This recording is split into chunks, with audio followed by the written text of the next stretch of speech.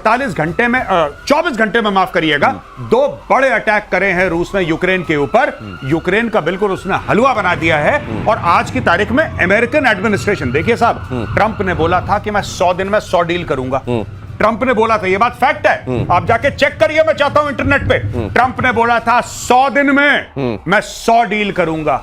अभी तक 3 पूरी हुई है, टोटल 3 डील्स पूरी हुई हैं, चौथी पूरी होने वाली है। तो ट्रंप ने बड़बोलापन कर दिया, काम वाम कुछ नहीं हुआ। अब दुनिया को ये पता लग गया है कि कुछ नहीं होना। लेकिन मेरे को ये 100 दिन में 100 डील करेंगे वाली बात, और यहाँ पॉइंट्स पर आपको वेपन मिलेंगे। मुझे ये लग रहा है सर कि इन्होंने भी लगता है ट्रंप से सीख लिया है, बातें बड़ी बड़ी कर लो। नहीं, ये गेमिफिकेशन जो कर रहे हैं, अपने ट्रूप्स को बता रहे हैं, अपने सैनिकों को बता रहे हैं कि आप अगर रशियन मारेंगे इतने पॉइंट, टैंक मारेंगे इतने पॉइंट, इसका मतलब आपने कमांड स्ट्रक्चर को तोड़ दिया।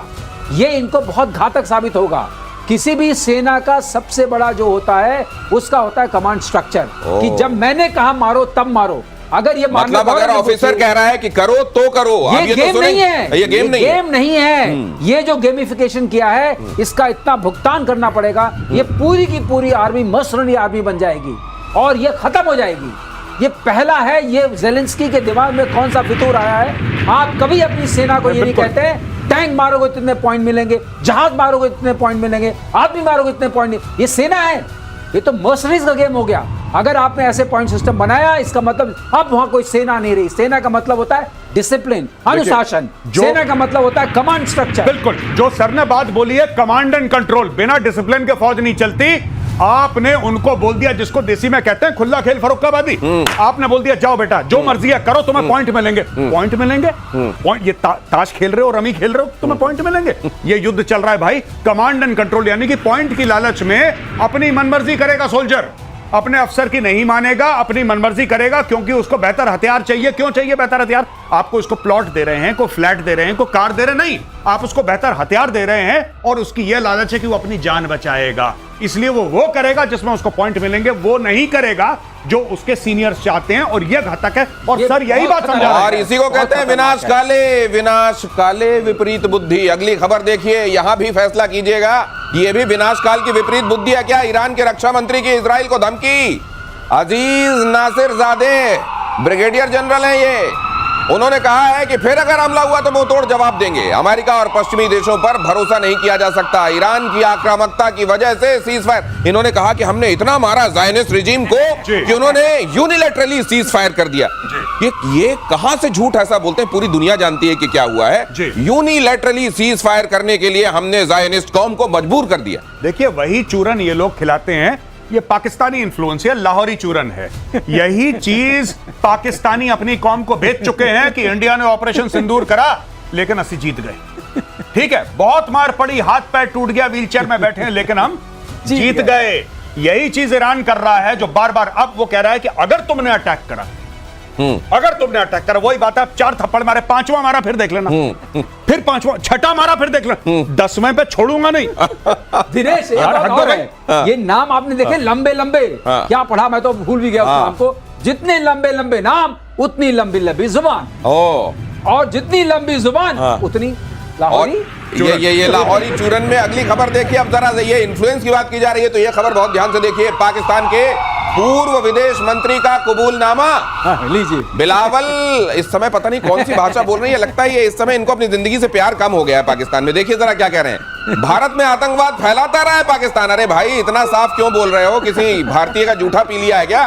बिलावल भुट्टो ने कहा कि अब पाकिस्तान बदल गया है। पहलगाम हमले में पाकिस्तान के शामिल होने से इनकार किया। अब ये भी कह रहे हैं कि हाँ, हमने आतंकवाद फैलाया है। और ये भी कह रहे हैं कि असल में तो ये जियाउल हक ने शुरू किया था। अफगानिस्तान में ये फिदाइनिफिकेशन ये शुरू किया हमने, उसके बाद ये कश्मीर में भी आ गया। तो उन्होंने कहा अच्छा, कश्मीर में आपने आतंकवाद फैलाया? नहीं, कश्मीर में हमने आतंकवाद नहीं फैलाया, अपने आप आ गया, हवा के साथ। जी, बहती हवा, अफगानिस्तान से हवा चला, यहाँ पे आ गया। बिल्कुल बिल्कुल, बहती हवा साथ। वो मैं आपको बात बताता हूं, ये अब बोलते हैं, देखिए सुनिए, ये जो कह रहा है ना इस वक्त भुट्टो का ये कहना है कि साहब हाँ, कश्मीर में हमने आतंकवाद फैलाया, हाँ अफगानिस्तान में हमने आतंकवाद फैलाया।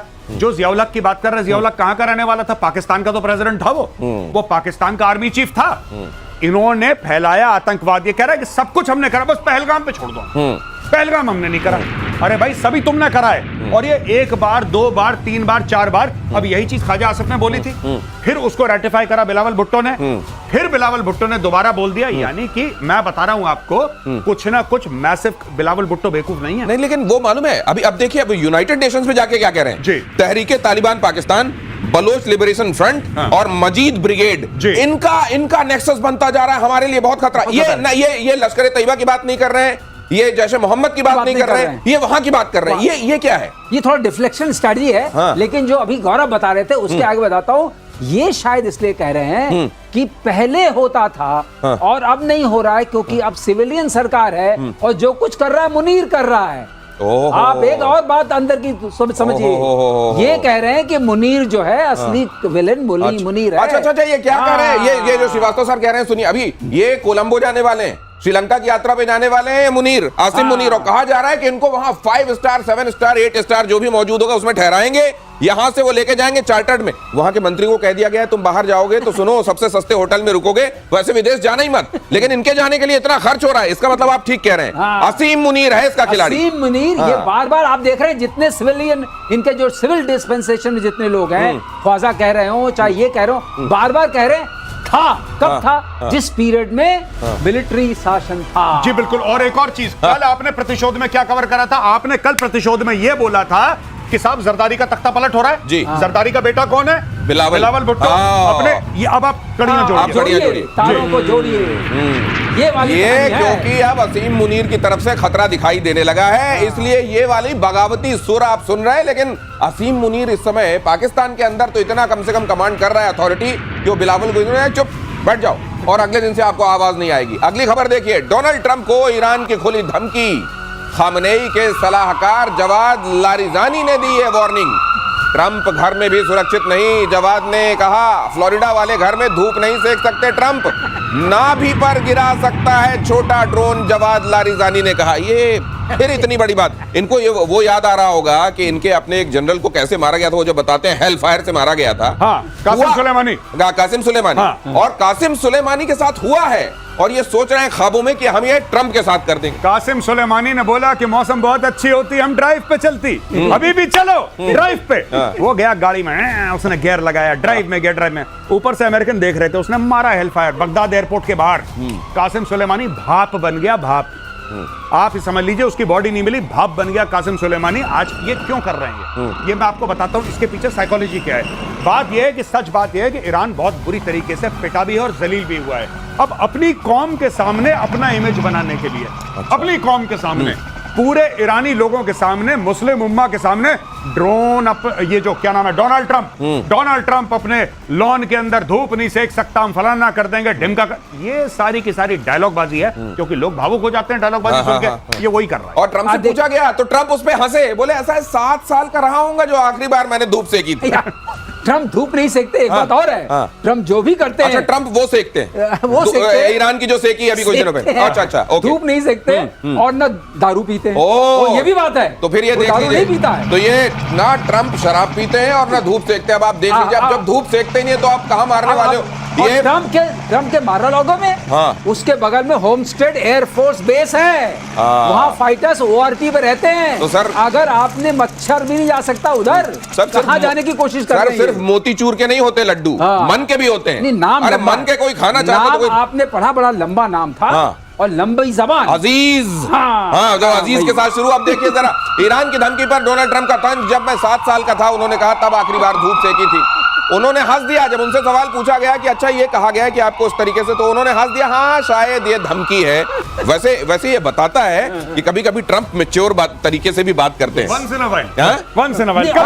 नहीं, ये ठीक बात है। आज फुल मून नाइट होने वाली है, once in a blue moon, तो आज उन्होंने इसीलिए दिमागी तवाज़न के साथ कोई बात कही। नहीं, बिल्कुल आई एग्री विथ यू, लेकिन एक बात है कि ये इतनी, जिसको कहते हैं ना कि हवाबाजी है, और मुझे नहीं समझ में आ रहा कि ईरानियन रजीम इतनी ज्यादा हवाबाजी क्यों कर रही है।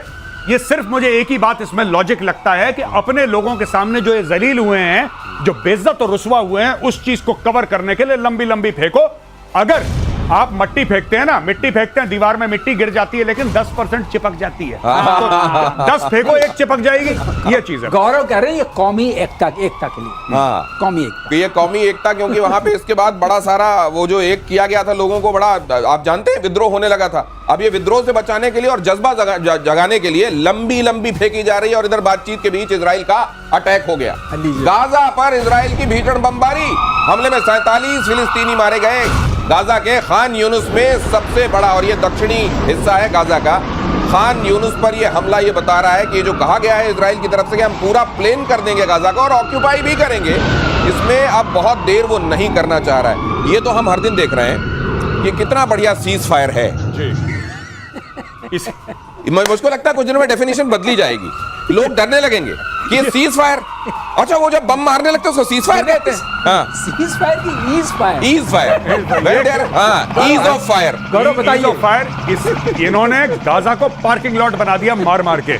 अच्छा, दुनिया में आपने एक बात देखी है, जब फिलिस्तीनी पिट रहे हैं तो इस्लामिक वर्ल्ड चुप है, आसपास के अरब कह रहे हैं कि अभी भी थोड़ा सा और मारो, ये बच गया है, इधर और मारो इनको, क्योंकि ये सब लोग परेशान है फिलिस्तीनियों से। यही बात सच है, इतिहास जाके पढ़िए तब आपको पता लगेगा कि फिलिस्तीनियों ने जॉर्डेनियंस को भी धोखा दिया, इन्होंने कुवैतियों को भी धोखा दिया, इन्होंने इजिप्शियंस को भी धोखा दिया। जिसने इनको शरण दी इन्होंने उसकी पीठ पे खंजर उतारा। इसीलिए आप देखना कि कंडेम कर लेते हैं तो नहीं, इजराइल गलत कर रहा है, इजराइल को इतना नहीं मारना, थोड़ा कम मारो, इधर इधर गिर चला। ये दिखाने का कुछ और करने का कुछ और वाला जो मामला है, ये खास तौर से मिडिल ईस्ट में आपको दिखाई दे रहा है, और कम से कम ब्रदरहुड वाला जो उसकी जो कलई है ना, वो वहां सबसे बढ़िया खुल रही है। गाजा में टारगेटेड अटैक की अब तस्वीरें आपको दिखाता हूं। सड़क पर चलते हुए 2 लोगों पर बारूद किस तरीके से गिराया गया।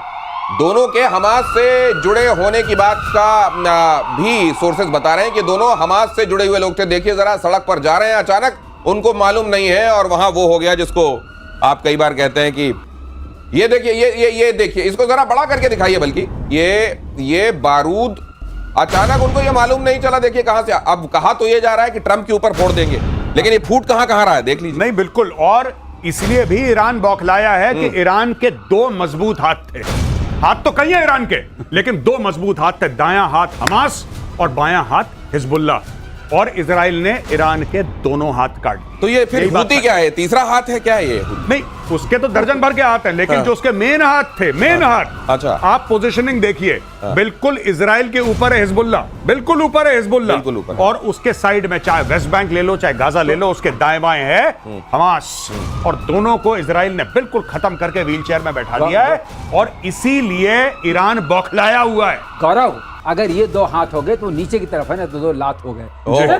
अच्छा, अगर पोजीशन के उस हिसाब से आप बात कर रहे हैं तो फिर ये, लेकिन इस समय ये अभी जो लात ही ज्यादा चल रहा है, उधर से अगर देखा जाए तो इधर से पिटाई बड़ी हो रही है, पिटाई तो हो रही है, लेकिन इस समय कम से कम वो अपने स्ट्रेंथ दिखा रहा है। और तब जबकि कहा जा रहा है कि ईरान से आने वाली सप्लाई कट गई है इन लोगों की, तब भी वो जोर मार रहा है और लाल सागर में अपना दम दिखा रहा है। लेकिन अगली खबर देखिए, पाकिस्तान और तुर्की में नई जंगी सांठगांठ। तुर्की के मंत्रियों का पाकिस्तान दौरा, तुर्की के विदेश मंत्री और रक्षा मंत्री दोनों पाकिस्तान गए। शहबाज मुनीर से मिले तुर्की के मंत्री। भारत के खिलाफ साथ देने पर शहबाज और मुनीर ने तुर्की को शुक्रिया किया। आप कह रहे हैं कि इनके बीच में जो हुई है, रक्षा को लेकर बात हुई है, ऊर्जा को लेकर बात हुई है, इंफ्रास्ट्रक्चर को लेकर बात हुई है, और आतंकवाद को रोकने को लेकर बात हुई। वाह, क्या बात। अब आखिरी से नहीं शुरू करेंगे तो हम सबको पता है, आतंकवाद को रोकने के लिए इन्हें अपने को ही रोकना पड़ेगा। रक्षा क्या बात की है, कौन तुर्की की क्या? अरे इन्होंने नहीं, एयरफोर्स के ऑफिसर से मुलाकात की, उनके टॉप नहीं, कहा कि आपने गजब दूरदर्शिता दिखाई है ऑपरेशन सिंदूर के मामले में। दूरदर्शिता मतलब क्या? ये कैसी दूरदर्शिता है? दूर से पिटे आप, दूर रहते हुए भी पिटे, ये दूरदर्शिता है। ये कुछ नहीं है, मैं आपको बताता हूँ। इनके बीच में बात हुई है कि तुर्की, मैं बता रहा हूँ, तुर्की बहुत चंट देश है, बहुत बदमाश है। तुर्की ने बोला कि हमारे और आपके बीच में $5 अरब का ट्रेड होना चाहिए। पाकिस्तानियों ने बोला हाँ। अच्छा, तुर्की तो फिर भी मैन्युफैक्चरिंग करता है, पाकिस्तान तो मैन्युफैक्चरिंग नहीं करता। अब कौन किसको क्या बेचेगा ये सोच लो पहले, क्योंकि पाकिस्तान में तो कुछ बन नहीं रहा है। तो यानी कि अगर 1 अरब का भी पाकिस्तान बेचता है, 4 अरब फिर भी तुर्की पाकिस्तान को बेचेगा, पहली बात। दूसरी बात ये है कि लेकिन आप यहाँ थोड़ा गलत कह रहे हैं। बताइए, कटोरा कहाँ बनता है? कटोरा नक्काशी वाला कटोरा बनता है अभी भी। नक्काशी वो नहीं बेचेगा क्या? हाँ, वो बेच सकते हैं वहां, लेकिन क्या वो किस काम आ गया? बकलावा रखने के? बकलावा रखने के। अब देखिए, दूसरी एक और बात है बड़ी इंपॉर्टेंट, कि जब ऑपरेशन सिंदूर हुआ तो उस वक्त सऊदी अरब ने कुछ नहीं बोला, पाकिस्तान तड़प रहा था, तो हाँ, तुर्की बीच में आया तुर्की ने अपने मैन पावर भी सप्लाई करा, तुर्की ने अपने ड्रोन भी दिए, और चाइनीज आया। चाइनीज के सामने तो बिल्कुल लमलेट हो चुका है पाकिस्तान। अब तुर्की की बारी है, तुर्की का हाथ पकड़ रहा है पाकिस्तान को। दोस्तों एक बात ध्यान रखना, पाकिस्तान को हर समय दो दो अब्बू चाहिए होते हैं, एक अब्बू से उसका काम नहीं चलता, उसके दो दो अब्बू चाहिए होते हैं उसको। तो आज की तारीख में एक स्टैंड बाय पे अब्बू अमेरिका है उसका, जो उसको पैसे दे रहा है, एक परमानेंट अब्बू चाइना है, एक अब्बू उसने बना लिया तुर्की को, और एक पाकिस्तान का अब्बू इस वक्त टाइम्स नाउ के स्टूडियो में है। आप जानते हैं मैं किसकी बात कर रहा हूं। इतने सारे अब्बू, स्टैंड बाय अब्बू, परमानेंट अब्बू, और इधर वाला अब्बू भी। अच्छा मैं इशारा नहीं करता, आप अंदाजा लगाइए। और इजराइल का बहुत बड़ा खुलासा, अगली खबर, ईरान का न्यूक्लियर कार्यक्रम जारी, अमेरिका के अटैक का कोई असर नहीं, ईरान ने साइट से संवर्धित यूरेनियम नहीं हटाया। गजब हो गया, परमाणु स्थलों से 60% यूरेनियम नहीं हटाया। ये हटा लिया, नहीं हटाया, कहीं और ले गए हैं, और फिर ये नहीं हटाया। क्यों ऐसा? इस पे ट्रंप की भी ट्वीट आ गई है। ट्रंप ने कह दिया है कि सारा 60% जो था सब खत्म हो गया है। अब वो भी फैसला ले चुके हैं। अब पहले वो कहते थे कुछ इधर उधर की, वो 400 किलो भी इनके पास नहीं है। इसका मतलब अब इनके पास कुछ नहीं। कुछ लोग कहते हैं इस्फहान में शायद कुछ बचा हुआ है। तो उसने कहा नहीं हमने मारा, तो वहां भी बहुत था टोमोहाक, वहां कैसे बचा है? तो बचा अब कुछ नहीं है, लेकिन उसकी हवा बनाई जा रही है कि अब हम बहुत बड़ा हमला करेंगे, इतना बड़ा हमला करेंगे कि ज़ियोनिस्ट रजीम पूरी तरह से खत्म हो जाएगी। ये माहौल बनाना है, जैसे गौरव कहते हैं ना कि बिना माहौल के काम कैसे चलेगा। मैं एक बात बताऊं, ईरान तुम्हारी मिसाइल चले ना चले, तुम्हारी जबान बहुत चलती है अभी भी। जबान कैंची की तरह चलती है, मिसाइल चले ना चले। ये कैसी है, इंटर कॉन्टिनेंटल है, किस तरह की है? पता, इनकी मिसाइल तो इंटरप्लैनेटरी है भाई। बैलिस्टिक मिसाइल, इंटरप्लैनेटरी जुबान। अगली खबर देखिए, ब्रिटेन के लिए ईरान बहुत बड़ा खतरा, ये ब्रिटेन को होश आया है। ब्रिटेन की संसद में पेश रिपोर्ट में दावा किया गया है, खुफिया और सुरक्षा समिति की रिपोर्ट है ये, ब्रिटिश राष्ट्रीय सुरक्षा के लिए ईरान गंभीर खतरा, करीब 300-400 पेज की रिपोर्ट है। ऐसा देखिए, ऐसा है, देर आए दुरुस्त आए, कम से कम इतना तो कहा जा सकता है। लेकिन ये खतरा किस बात का है? जो स्ट्रेट ऑफ हॉर्मुज है, उससे लेकर रेड सी से जो इनका ट्रेड चलता है। कनेक्शन समझाइए सर। हाँ, कि वो कह रहा है कि ट्रंप को धूप सेकते में हम ड्रोन से मार देंगे, और अचानक इधर से आता है ब्रिटेन के लिए ईरान बहुत बड़ा खतरा है। ये क्या कनेक्शन, ये रिश्ता क्या है? कनेक्शन ये कह रहे हैं कि वो सिंपैथी दिखा रहे हैं ट्रंप से। अच्छा। कि ट्रंप भाई हमारे पर टैरिफ मत लगाओ, हम आपके साथ हैं, आपको हम धूप सेकने देंगे। तो क्या ये ब्रिटेन तो इतना सगा है, उसको भी क्या ट्रंप ने ठगा है? ठग्गू के क्या बोलते हैं, लड्डू वो वाला चलता है इधर। तो ये इसलिए कहा जा रहा है कि अगर आपको ड्रोन, हम अपनी राष्ट्रीय सुरक्षा के लिए खतरा उसको बता देते हैं। 300 पेज की रिपोर्ट। लेकिन एक बात सही है, ऐसा कोई सगा नहीं जिसको हमने ठगा नहीं। तो ट्रंप जो है इसको वो इसीलिए उन्होंने कह दिया मैंने 7 साल पहले धूप सेकी थी, तुम चिंता मत करो, तो हमने रिपोर्ट चाहो तो फाड़ सकते हो। अगली खबर देख लीजिए, ताइवान कर रहा है सबसे बड़ा सैन्य अभ्यास, 10 दिनों तक चीन के सामने शक्ति प्रदर्शन करेगा। हिमार्स के साथ ताइवान का युद्ध अभ्यास अमेरिकी हथियारों से चीन को डराने में लगा हुआ है। अब देखिए, अमेरिका से इसको हथियार मिले हुए हैं। हिमार्स आप जानते हैं, इसने रशिया यूक्रेन के मामले में बड़ी सुर्खियां बटोरी थी। और यहां जब चाइना ये कह रहा है कि 2026-2030 हमने एक डेडलाइन सेट कर ली है, इसके भीतर हम ताइवान को अपना बना लेंगे, तो उसने कहा अपना तो बना लोगे। न्यूज आपको दे दे इसके बीच में, आपको पता है कि जो 5 मेजर कंपनीज हैं यूएस की मिलिट्री इंडस्ट्रियल कॉम्प्लेक्स वाली, चाहे लॉकहीड मार्टिन हो, और चाहे रेथियन हो, चाहे बोइंग हो, चाहे जनरल एटॉमिक्स हो, उनको कितने ऑर्डर मिले होंगे आप सोचिए इस पीरियड में? $1 ट्रिलियन वर्थ ऑर्डर। तो ये सारा जो